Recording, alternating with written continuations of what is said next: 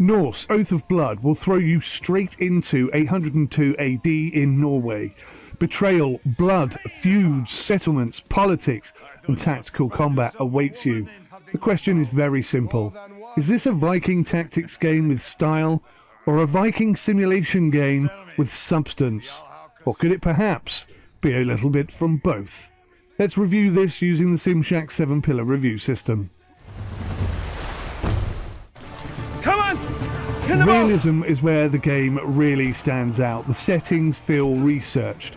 Petty kings, Jarl politics, trade versus raiding tensions. The cultural tone is absolutely believable. The weapons look correct, spears, axes, shields, nothing fancy, nothing fantasy inflated. Even the way they pronounce Valhalla instead of Valhalla suggests historical grounding rather than Hollywood exaggeration. Combat mechanics reinforce that realism. Flanking ignores reflex, engagements prevent disengagement without risk, knockback interacts with terrain, bleeds stack upon themselves, and the cripple action removes mobility. You can't just charge forward. If you expose your flank, you will get punished. If you overextend, you're going to lose people. If you group up against a boar, you're going to get smashed. The boar hunt was a perfect example. Realistic animal aggression, tight positioning equals bad consequences. I learnt that very quickly. On the hardest setting, which is the only way I play, you don't feel heroic, you feel outnumbered and vulnerable, and you're fighting for your life. There are some minor realism cracks. Engagement mechanics are a little poorly explained, or maybe I'm just a bit thick when it comes to playing games like this. I had some issues with item pickup. Sometimes it was unclear what you could and couldn't pick up. I'll explain very quickly now. If you see a spear after a battle, you can't pick it up and take it to the next battle, but whilst you're still in that battle, you can pick it up and throw it. But that just wasn't made abundantly clear for me, at least. So occasional UI confusion, but overall this feels believable. It's not theatrical at all. This scores highly on realism. They wasted no time in coming for you, and these will not be the last. Let us get back so that you can prepare to sail. Best if you are gone from here at high tide tomorrow. Agreed. We are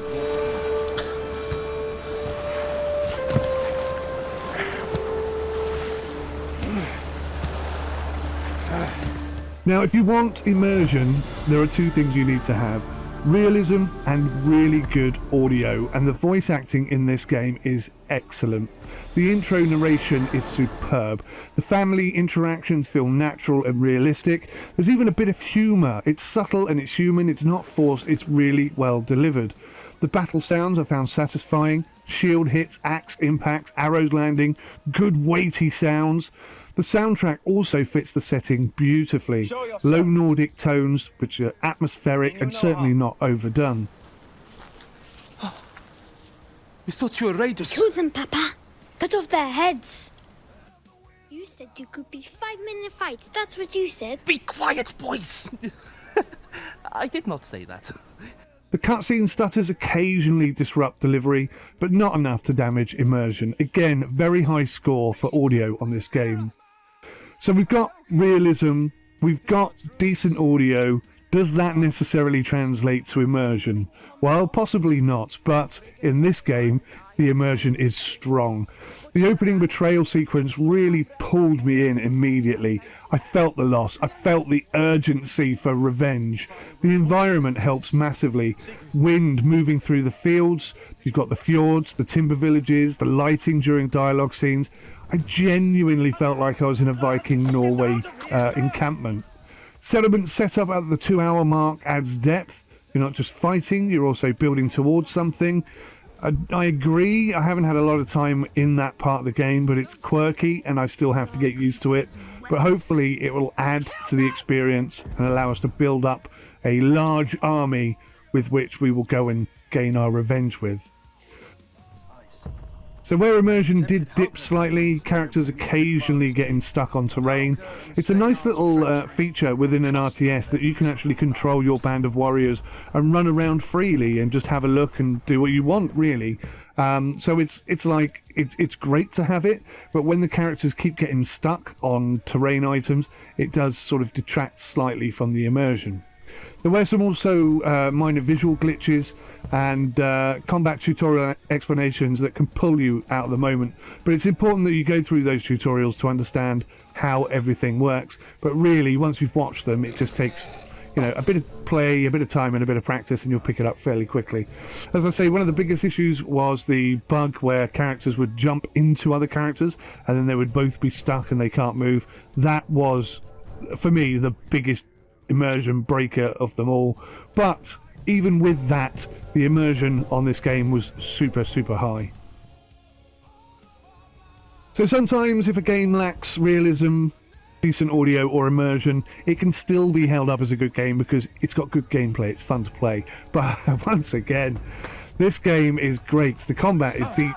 The turn order really does matter, and I love the fact that we can switch and change the order in which we fight back. I love that. Terrain matters, although I haven't really mastered that, if I'm being totally honest. Elevation matters, means you can fire further. Engagement absolutely matters. Knockbacks into fires or into debris or into other people all have huge knock-on impact. And then we got high ground bonuses, that they're important as well. Execution restoring action points, that's powerful. Not only do you get to witness a fantastically animated execution scene, I mean, that is what the Vikings were very well known for, so to have it in the game is absolutely sweet as a nut. But then to get the added little cherry on top bonus that all of your AP points have been restored and you can go again, that's fantastic. You could literally potentially take 3 or 4 guys out in a row just with one guy, and that sells it for me, absolutely sells it for me. But playing on the hardest difficulty, it's unforgiving, which is what I want from a game. That's what I love. That I don't want it to be easy. It's meant to be a challenge. So you can't brute force it. You've got to use your brain. You've got to think outside the box. You've got to outthink your opponents. You're often outnumbered and outgunned, so to speak. However, the engagement system isn't clearly explained enough for an idiot like me, and when you don't understand something in a tactics game, that can feel frustrating and also get you into trouble. So I've already mentioned the item pickup mechanics, which weren't explained with the spears.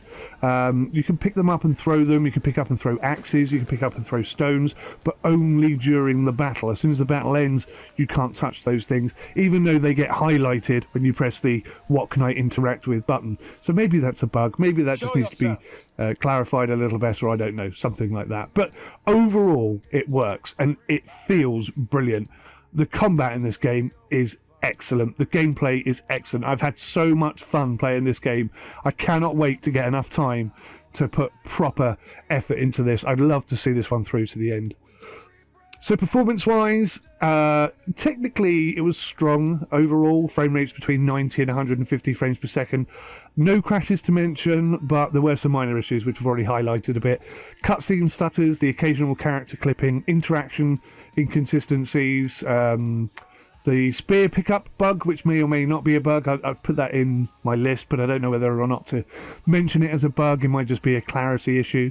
Some slight animation glitches, and then obviously the big one where characters get stuck together on the same tile. I don't think that's meant to be happening. But yeah, so some issues. Really and honestly, performance is the only area where this game falters slightly. So I'm going to knock a few points off for that, obviously.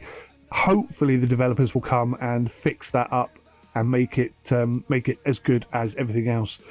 Visually, in terms of graphics, I'm impressed. It's an RTS, a turn-based RTS, and wow, the environments are beautiful. The village details are so strong. The forest feels dense. The fjords look authentic. The character models are solid without being exaggerated. Art direction leans towards realism, not fantasy styled. It fits the tone perfectly. I'm going to give it a really high score for graphics. There were, like I say, a few little graphical glitches and problems, so it's not going to get maximum points, but it's definitely going to get high points. So I think you probably already guessed what the final verdict's going to be. It's an absolute not recommended. Of course it's recommended. Of course it's recommended. This is not a flashy Viking fantasy game or a Hollywood blown out of all proportion pain in the ass. This is a properly grounded, historically accurate, historically flavoured, tactically demanding Viking saga. It respects the setting. It respects difficulty, it respects consequences. There are some minor bugs and UI clarity issues which do hold it back slightly, but in terms of realism and tone, my god, have they ticked some boxes here. This is one of the strongest Viking Tactics openings that I've ever played, and I score it very, very highly.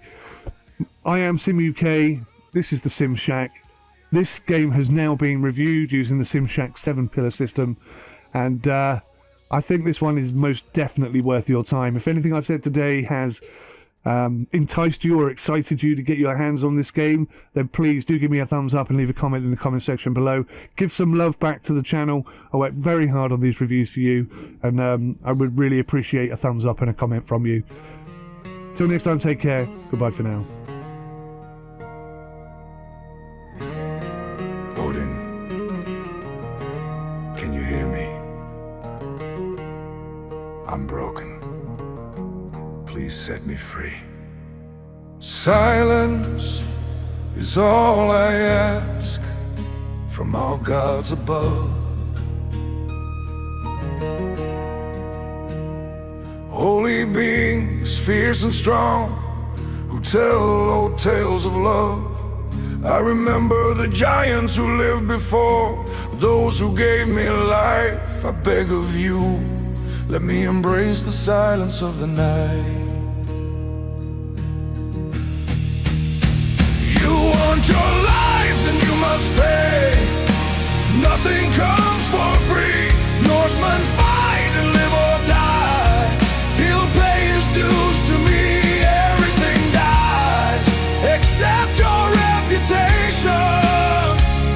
Better to die with honor than live with shameful expectation.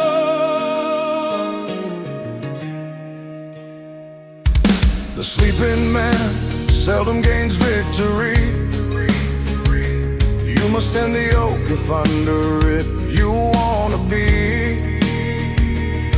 As the winds howl the tales of bravery, with every breath I feel the dead standing over me. Death may take my flesh, but not my legacy. You want your life, then you must pay. Nothing comes for free. Norsemen fight and live or die. He'll pay his dues to me. Everything dies except your reputation.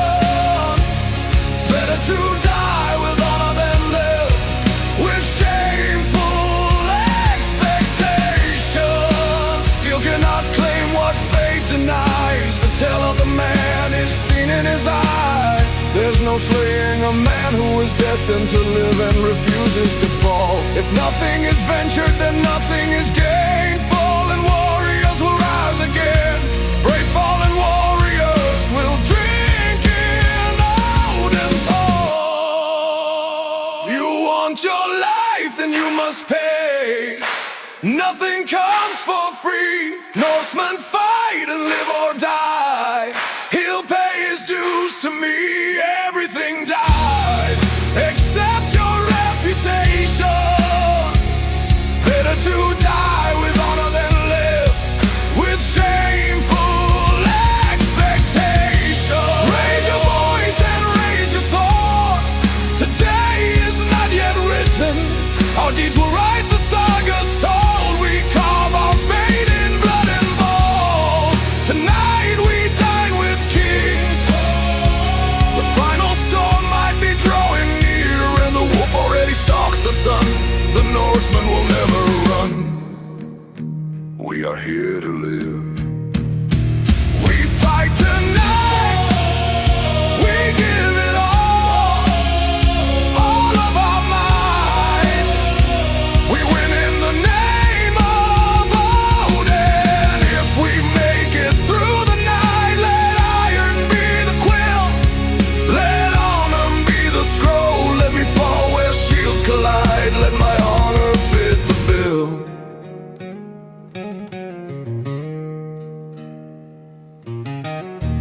Odin, can you hear me?